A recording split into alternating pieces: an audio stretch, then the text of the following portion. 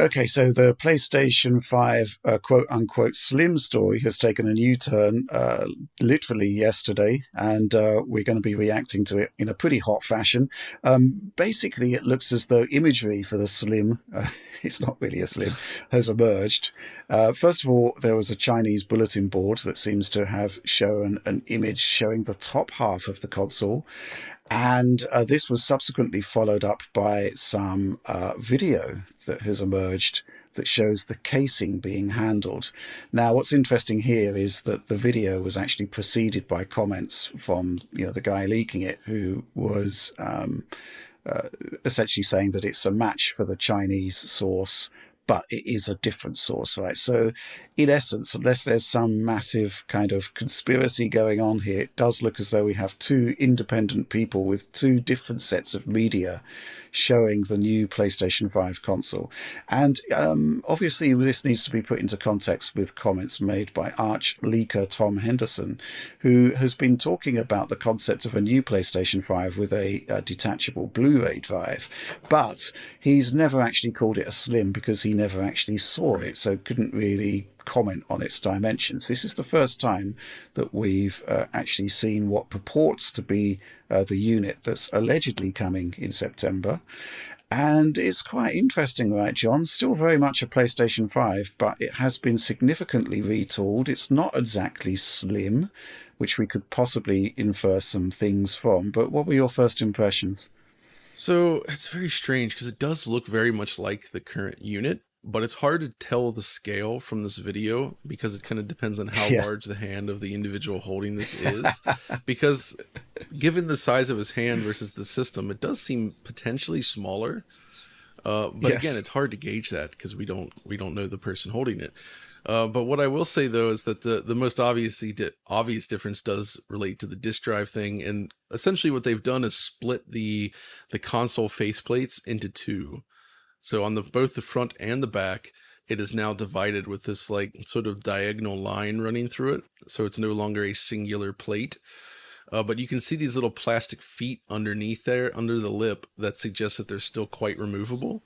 But it is odd because, they're selling all these Spider-Man plates and the special consoles and all that, right? And that presumably Yeah. that will negate these, right? And you will no longer be able to use the original PS5 plates on this model unless it is in fact the same size and it's the same connectors, but unlikely. Yeah, I think what I take away from that is that the Spider-Man thing seems to be a limited edition, which they sold out ahead of time. So if you bought the plates, then presumably you would already That's have true. a standard PlayStation 5. They're sold out now. Insomniac have indicated there's unlikely to be a new Yeah, sort it's of just we're round. kind of in that territory. If you remember, like the Xbox 360 faceplates, where they were doing that for a while, and then at some point they're like, "Oh, here's the new 360 Slim, new model," and Yeah. now faceplates are gone. You can't use them anymore. I feel like we could be heading towards that, which is a shame. Yeah, it may be the case that the Spider-Man limited edition console was a limited edition, and possibly even a last hurrah for the console, and it has sold out before the new Right, model has right. even appeared. But what's interesting Yeah, here is the disk drive. Well, first of all, with this new split design, it does seem like it's removable. yeah, Secondly, if you look at the bottom of the system, it now seems to be somewhat flat underneath the disk drive and more supportive of the console, which suggests that perhaps it can be used without that stupid stand. Because I hate that stand so much. You just touch the PS5 the wrong way and just falls right off the stand every freaking time. And because of how I have it in my system back there, I have to pull the system out, put that stand in place, and very carefully wedge it back in there. It does not stay on the this is stand. the horizontal Yes, yes. configuration you're talking Vertical's about, right? fine because Yeah, it screws onto the bottom, but uh-huh. horizontal is horrible with this thing. I hate it. Yeah, It's it's genuinely not a great garbage. solution. This looks much better, so Uh-huh. that's good. Yeah. But go Well, ahead. yeah, I think it's the case that the question is, why isn't it slim? I guess a lot of people are asking that because, traditionally that's what happens to consoles, right? They get smaller as the new hardware revisions come in. And that's because primarily the central chip at the heart of the whole thing has shrunk, become more efficient, produces less heat, so it requires less cooling.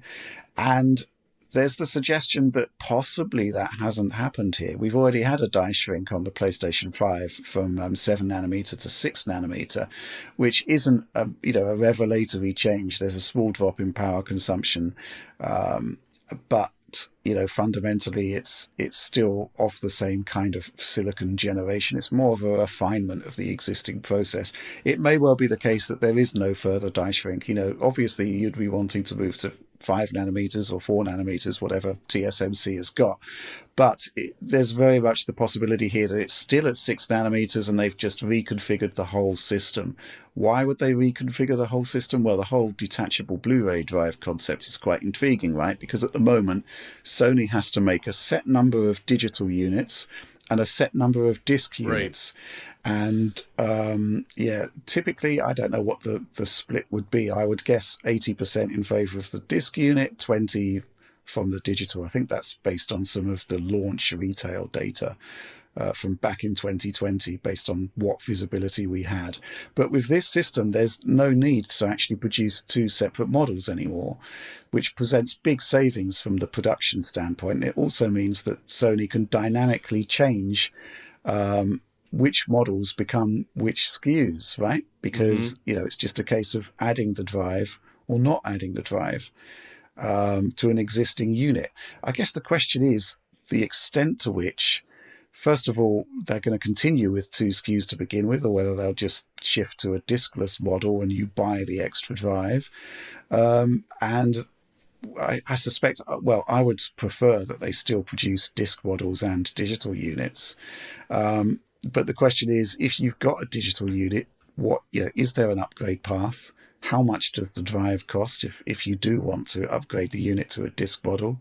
There's still a lot we don't know. And I guess, we've got the form factor of the machine here, which is raising just as many questions as answers.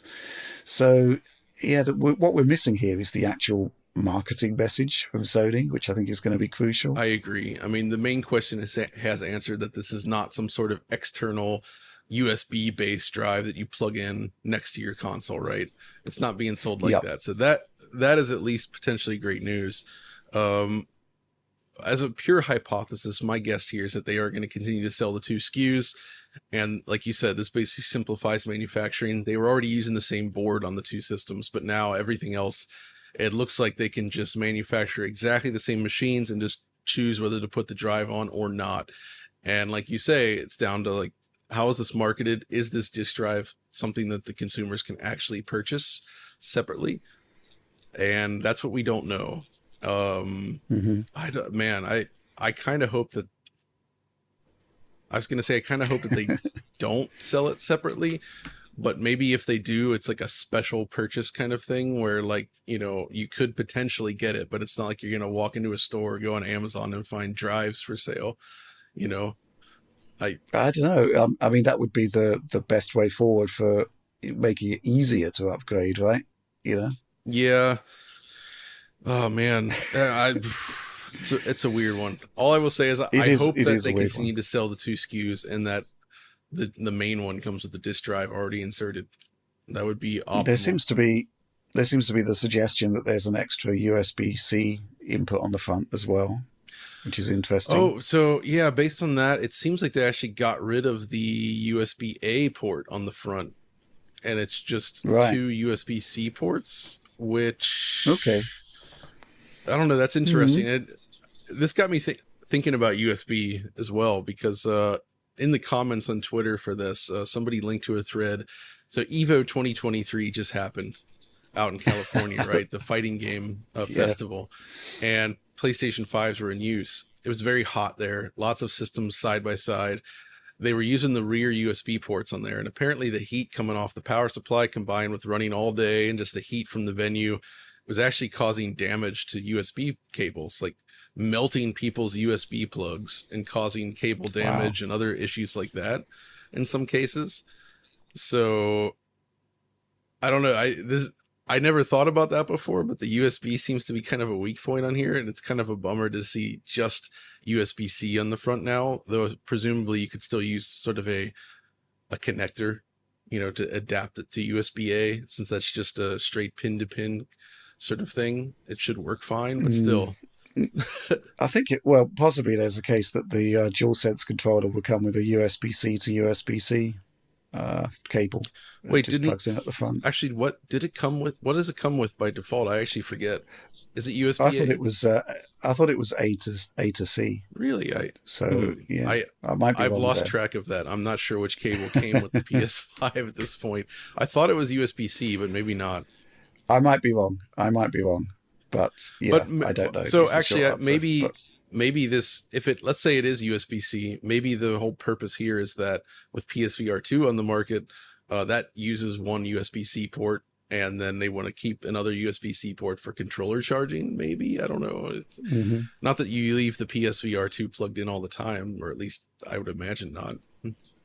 yeah, it might just be a change in direction, a new refinement of the existing unit for purposes unknown at this time. But yeah, I mean, there's not really too much more we can talk about this because I mean, I guess we strongly suspect that this is genuine, and it certainly looks the part. What do you think of generally of the aesthetic of it? I think it's okay. It's still recognizably a PlayStation 5. I've never Uh, been really taken with the design of the machine. I'm not sure I'm a big fan of this one, but it does the I job. mean, I'm going to be curious to see how this detachable Blu-ray drive actually works out in practice. they I think that's the key thing. exactly. They have kept the Chad Warden popped collar, so that design is going nowhere. Thank God. Thank God. No, I'm also not a huge fan of the physical design of the PS5. It's definitely strange. And it's just so large. I hope that this is actually a slightly smaller unit. Again, very difficult to Yeah, tell, but like the size of the PS5 is just the guesstimates I've seen have been basically 5 centimeters shorter, but still approximately the same width.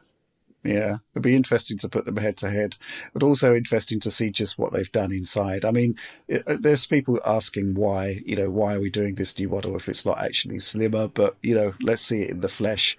And obviously, there's going to be a lot of advantages to having any kind of smaller machine. Shipping costs, for example.